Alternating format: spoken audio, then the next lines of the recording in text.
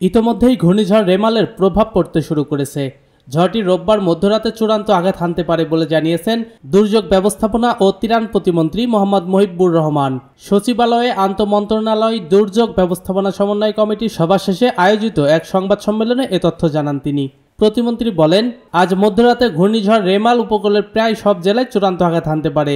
ঝড়টির কারণে 10 থেকে 12 ফুট জলোচ্ছ্বাস হতে পারে। এদিকে দুর্যোগ মোকাবেলা এবং দুর্গত মানুষের পাশে থাকার জন্য দুর্যোগ ব্যবস্থাপনা ও ত্রাণ মন্ত্রণালয় সহ সব মন্ত্রণালয়ের কর্মকর্তা কর্মচারীদের ছুটি বাতিল করা হয়েছে।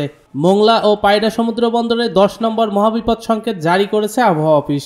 এছাড়াও চট্টগ্রাম ও কক্সবাজার সমুদ্র বন্দরে 9 নম্বর বিপদ সংকেত দেখাতে বলা হয়েছে। রোববার সকাল 9:15টার দিকে আবহাওয়া অধিদপ্তরের দেওয়া এক বিশেষ বুলেটিনে এ তথ্য জানানো হয়।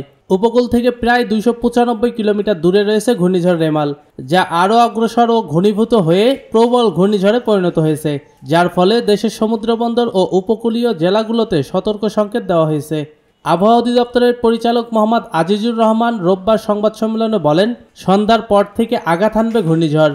এর কেন্দ্র রাত 12টায় উপকূল অতিক্রম করবে। পেছনের অংশ পার হতে রাত 3টা বেজে যাবে। স্থলে 3 থেকে 5 ঘন্টা তাণ্ডব চালাতে পারে।